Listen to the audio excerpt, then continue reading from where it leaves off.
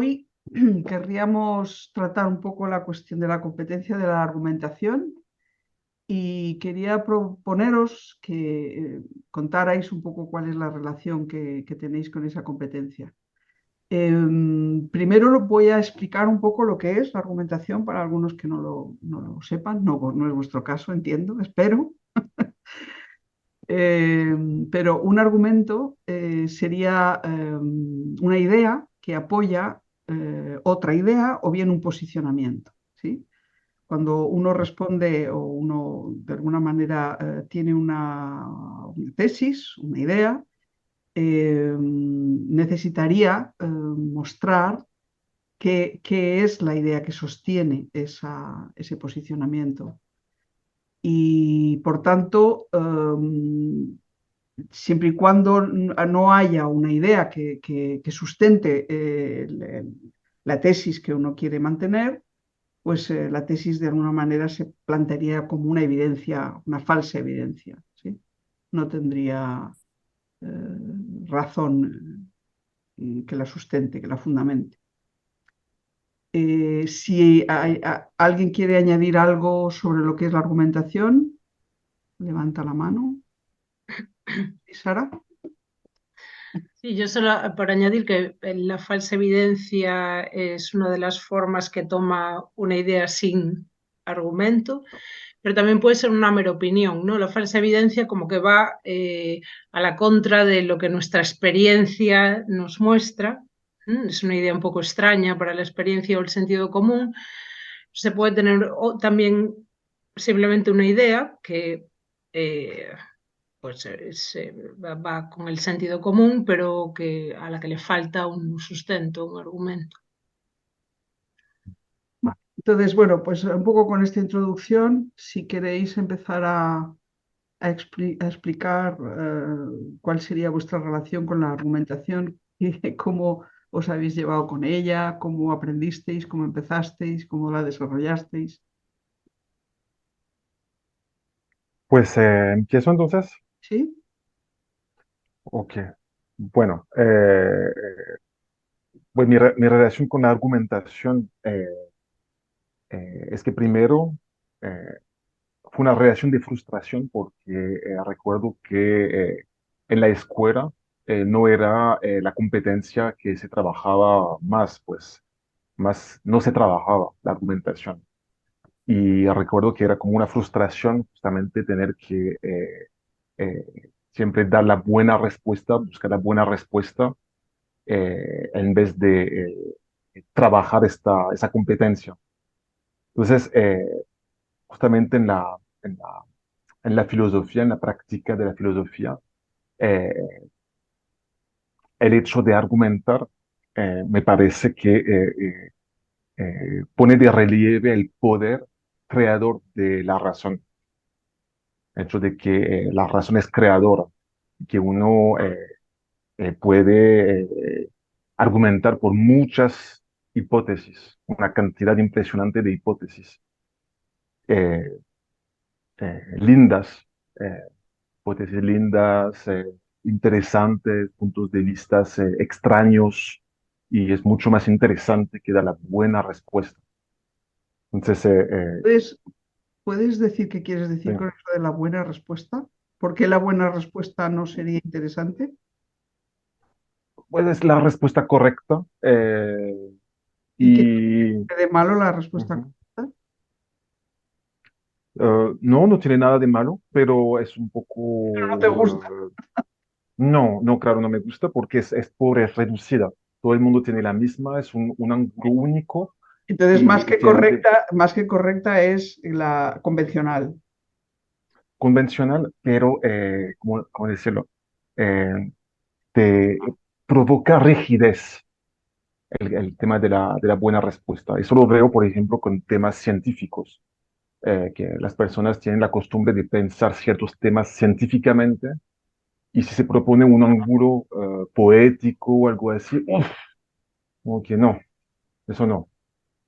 Entonces veo que eh, hay- a- nos educa en este sentido. Pero la buena respuesta es, dices, que sería más bien científica porque existe ese requerimiento, digamos, aceptado actualmente o cómo. Sí, porque hay una convención. Todo el mundo está de acuerdo más o menos para decir que con respecto a tal o cual tema hay que responder esto o lo otro. Y ya. Y fuera de esto, otra hipótesis sería locura o misticismo. Sí, Vale. sí. Entonces, por qué asociarías la argumentación a la creatividad? Porque justamente argumentar, ponerse a argumentar, es necesariamente empezar a buscar otros puntos de vista, otras maneras de acercarse a un tema. Y, y sí, sí, me parece que te obliga eh, a crear. Y veo que cuando uno hace pensar al otro, obliga también a crear, es decir, a agrandar su mundo. Parece que es también una consecuencia. El mundo de uno se pone a crecer. ¿Ok? Bueno, yo sería por eso que me gusta. Bueno, entonces has pasado de la frustración a la creatividad. Sí, exactamente. Sí, Ok. ¿Y te consideras creativo? bueno, eh, sí, sí, ¿Sí? Ok, sí. Doy fe, con la argumentación, sí. doy fe de que lo eres. Ricardo. Yo iría un poco en la misma línea de Aurelien, porque yo he sido profesor por bastante tiempo y he pasado de la explicación a la argumentación. De bastante tiempo me he dedicado a explicar, Mm, incluso a narrar la historia de la filosofía, incluso a reproducir los argumentos que ya están hechos, pero cuando entro en la práctica filosófica me doy cuenta que tengo que establecer las condiciones para que yo pueda crear los argumentos, para que yo pueda estimular a que otros creen eh, pues sus ideas, pero apoyadas. Y entonces ahí es donde está lo complicado.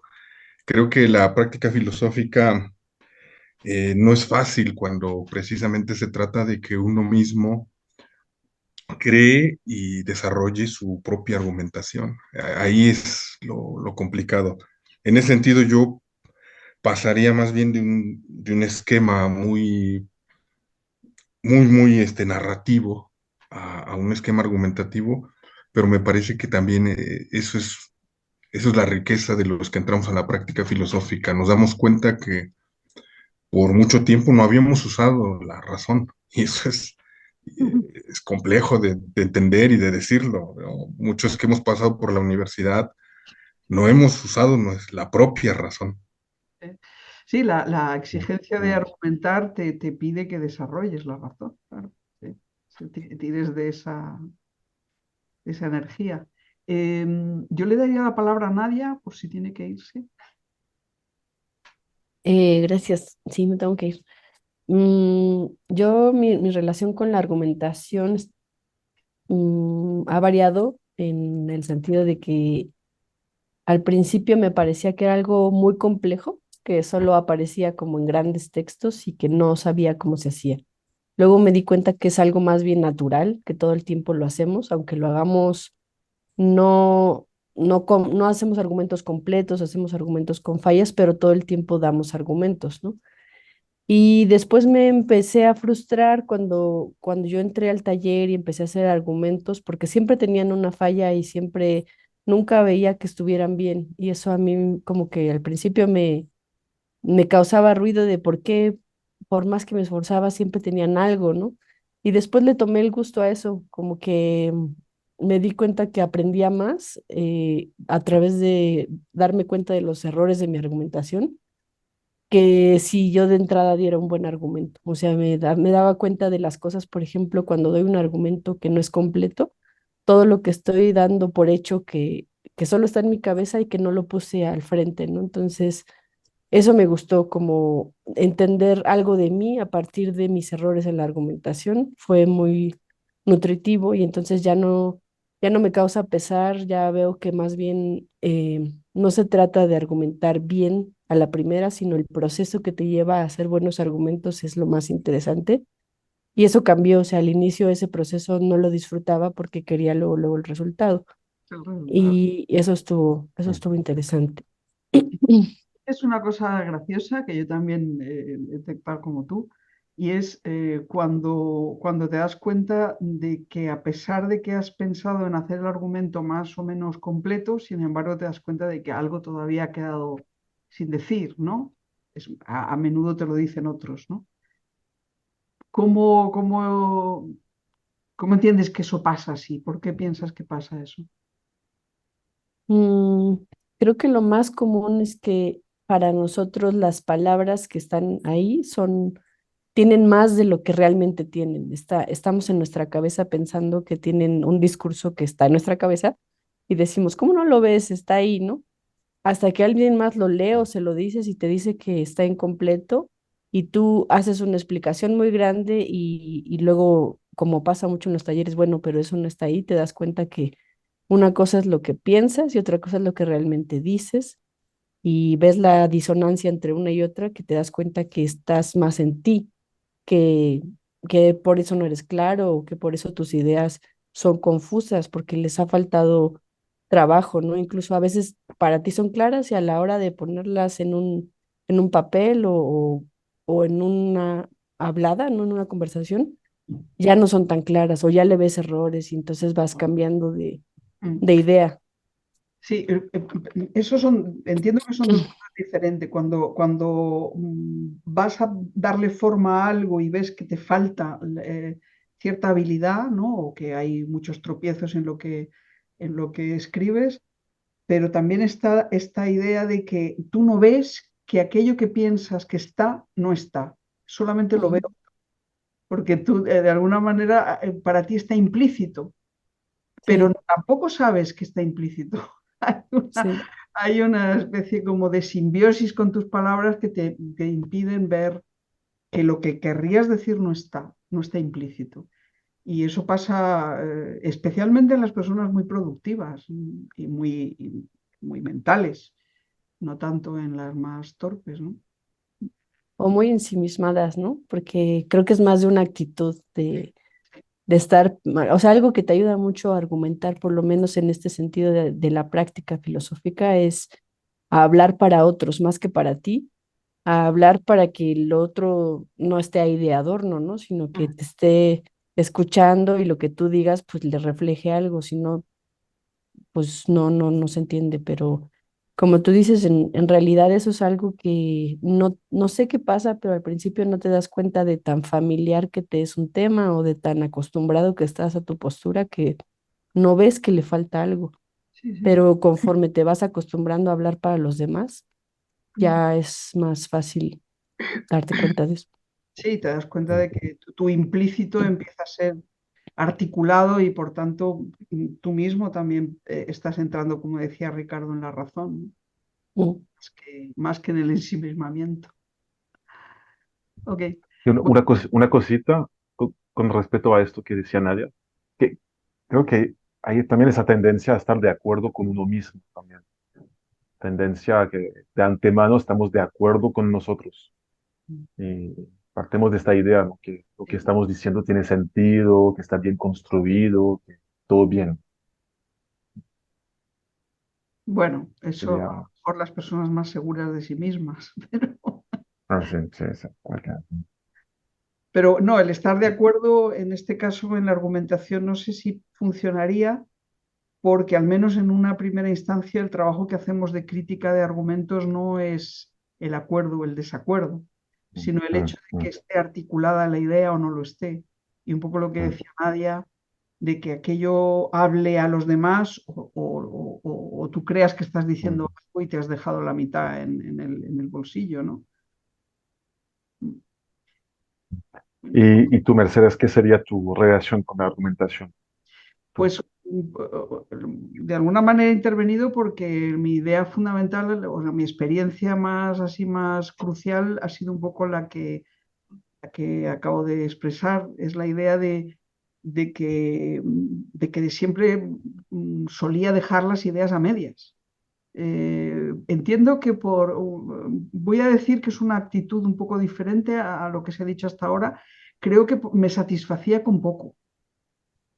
O Mm. sea, se puede decir que es vagancia o que me satisfago con poquita cosa.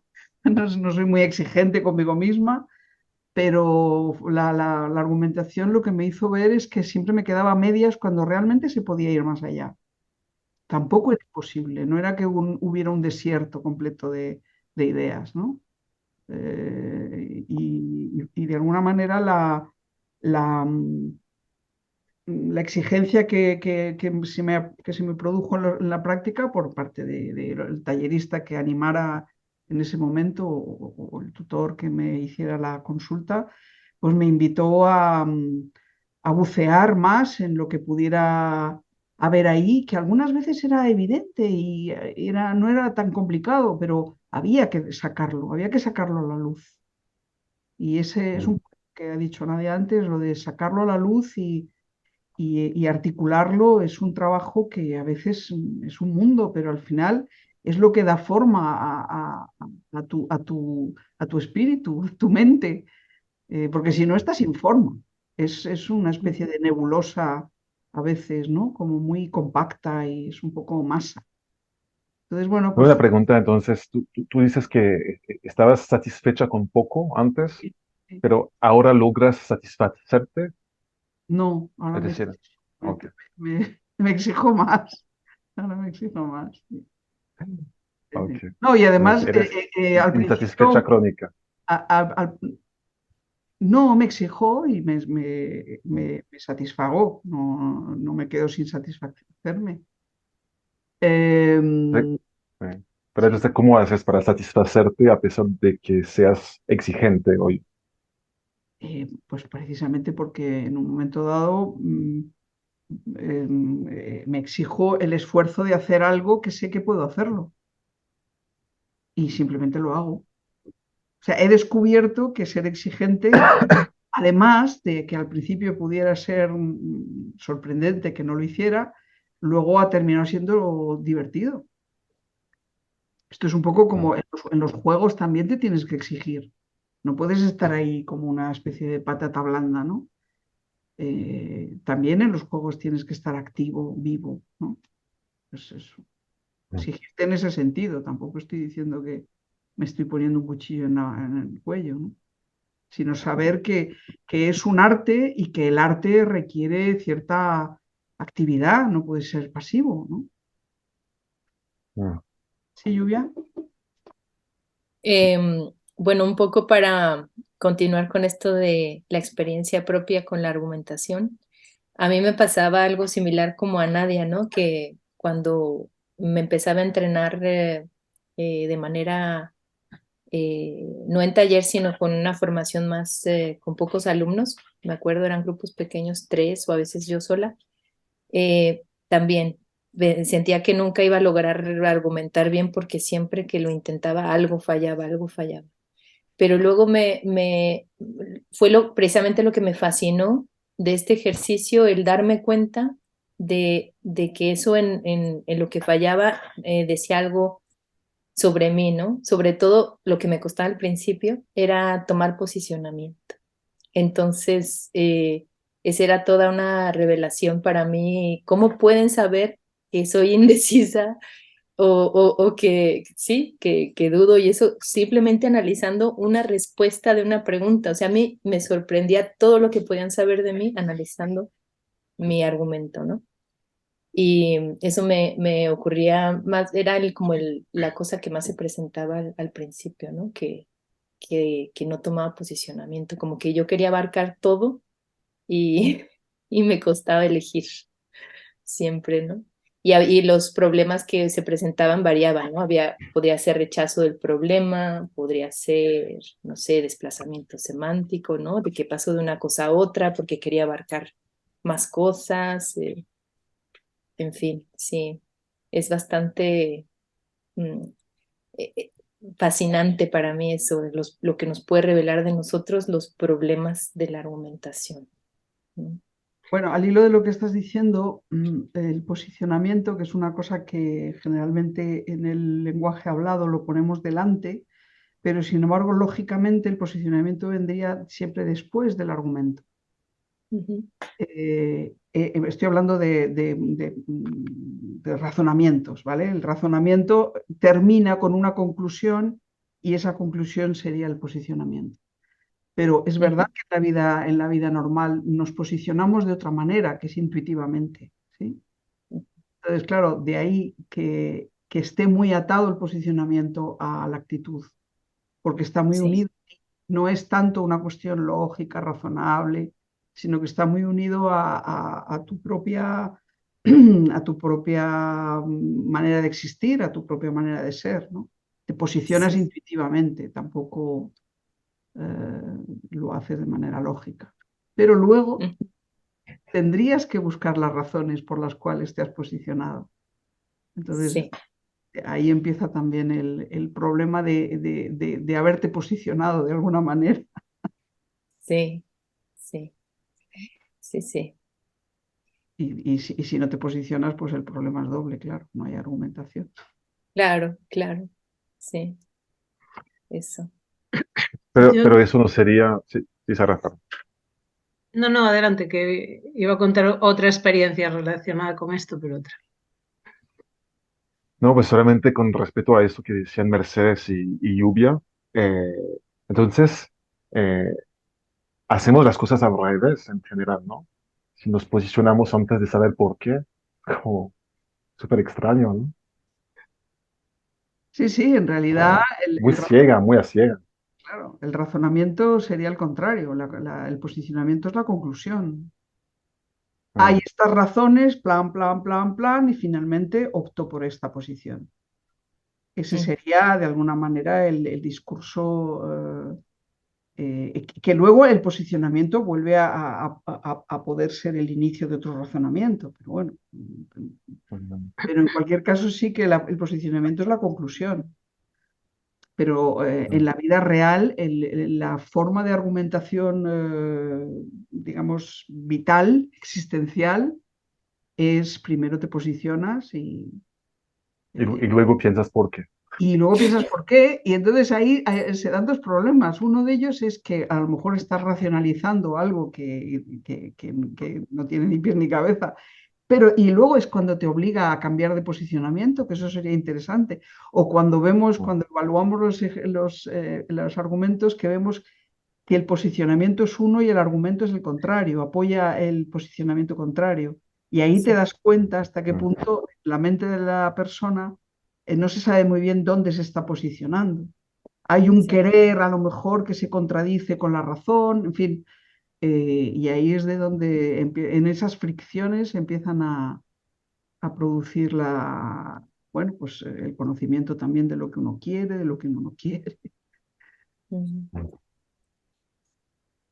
Yo tengo una explicación, una posible explicación a esto, que es que en general tenemos un acercamiento más bien superficial al mundo y a nosotros mismos. Por eso se da que nos posicionamos, aunque yo creo que de alguna forma algo hay, ¿no? Detrás, hay razones por las cuales nos posicionamos y las razones no están articuladas, no son explícitas, claras en muchas ocasiones. Y esto, bueno, conectado a mi experiencia con la argumentación, uno de los problemas que más he tenido es la incompletud, que aparte me costaba un montón entender qué significaba que un argumento estuviera incompleto, no lograba entenderlo.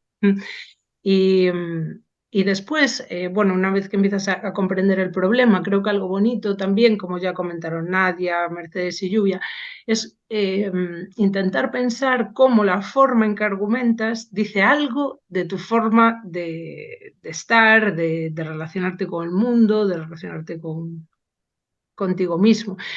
Y me acuerdo que me había fascinado pensar, hacer estas conexiones y entender que esa incompletud que se manifestaba en la argumentación tenía que ver con esta superficialidad con la que me acercaba a las cosas, luego por las razones que fueran, ¿no? En cada caso. Pero me pareció muy bonito también descubrir eso, que la argumentación y los problemas que tuviera la argumentación decían algo sobre cómo estaba en el mundo. Sí, pero ¿no te ha pasado a ti, Sara? Porque al menos es lo que la experiencia tuya de superficialidad la asumo como mía total.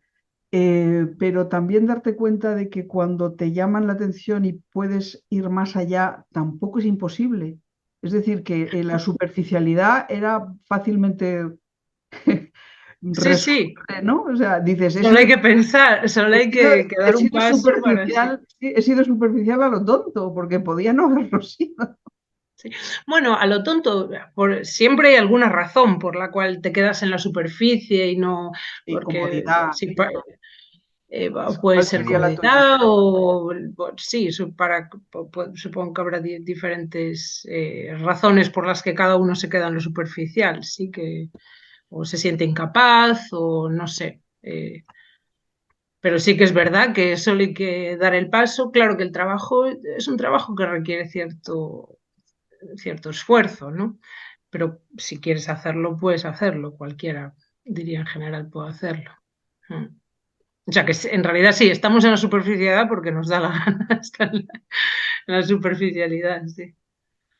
Yo creo que hay una educación que nos han dado que nos invita a ser superficiales, realmente. Yo creo que nos han hecho superficiales. Es decir, hay cosas que se pueden pensar y cosas que no. A ver, Y desde niño, entiendo que no sé cuántos de aquí habrán tenido la vivencia que estamos diciendo Sara y yo, pero es extendido, ¿no? Y estamos aquí personas de diferentes países, es muy extendida la superficialidad, ¿sí o no? sí, sí, claro. Violeta quiere hablar. Sí, es que, a ver, mi relación con la argumentación tiene que ver con la educación como profe, un poco como decía Ricardo, pero yo soy profe de lengua, entonces yo tenía formación en una argumentación retórica. Y cuando empecé a hacer práctica filosófica, tenía un poco lo contrario de lo que describían ustedes, que era que sabía darle forma a argumentos completamente vacíos, a los que no tenían ningún contenido. Y el impacto de eso fue brutal, porque además de que eran el vacío de mis propios argumentos, era lo que yo le estaba enseñando a hacer a los niños en la escuela. O sea, cómo tomar tus ideas, darlas por válidas y convencer a otros de que las adopte sin haberte detenido a examinar lo que estabas diciendo, si tenía realmente sentido, si eso que formalmente era un argumento realmente tenía un contenido. Entonces, era otra forma de superficialidad, una superficialidad de la apariencia en la que te engañas a ti mismo porque ves que el argumento está bien construido formalmente,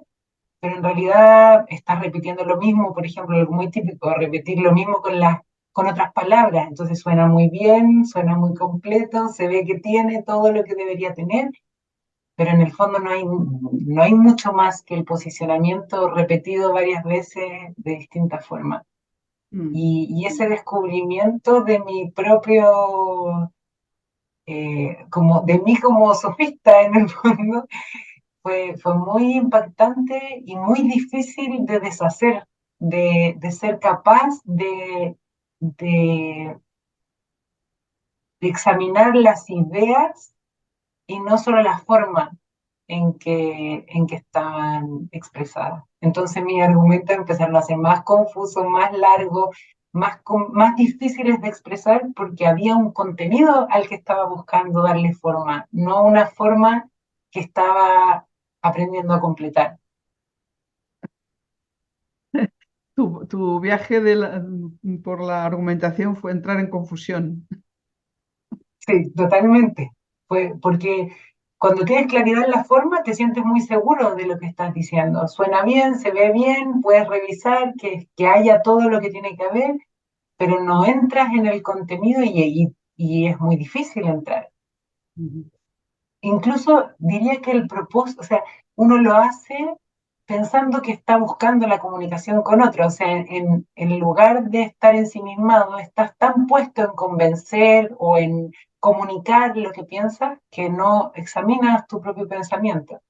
Y le enseñas, que para mí fue lo más fuerte, darme cuenta que estaba enseñando a los niños a hacer eso. O sea, a que había un valor en convencer a otros de lo que ellos pensaban sin antes estar, al menos ellos mismos, convencidos de que lo que estaban diciendo valía la pena comunicarlo. ¿Y de dónde salía? A ver, creo haber entendido que una de las cosas que hacías era reformular con otras palabras ideas ya anteriores, ¿eh? Pero Sí. entiendo, cuando hablas de vacío, quieres decir que de alguna manera la idea no había sido creada por ti, pero ¿de dónde venían las ideas hechas ya? ¿De qué limbo, de qué Olimpo venían? ¿Eran de lo políticamente correcto, de lo convencional? ¿De dónde venía eso? No, diría que es más bien como un artificio de lenguaje. O sea, tienes un concepto más general y luego pones conceptos más particulares, pero que finalmente son básicamente lo mismo, dicho con un poco más de especificidad o con un poco menos de especificidad, pero el argumento, por ejemplo, repite el posicionamiento. Vale, entonces sería como una especie de argumento incompleto, pero que no Sí, lo parece, que parece completo. sí. Muchos sinónimos, como lugares comunes o fórmulas que permitían dar la sensación de completud cuando algo faltaba, o sea, cómo sabía usar los conectores. Entonces, es muy fácil, si maneja un poco el lenguaje, darle a algo la apariencia de posicionamiento, de argumento, de, bueno, de respaldo, de tesis, lo que como se quiera llamar, porque tienes los recursos de lenguaje, pero no hay un examen de la idea realmente. Vale, muy variado el panorama. ¿Sí, Ogelias? Pues, con respecto a eso que dice Violeto, creo que hay una distinción que es importante recordar siempre entre la retórica y la argumentación. Justamente eso que argumentar es buscar la verdad también, a pesar de que no se alcanza, pero hay como una preocupación por el sentido de lo que se dice. Mientras que sí, hay como esa costumbre también de la retórica, de convencer, manipular al otro.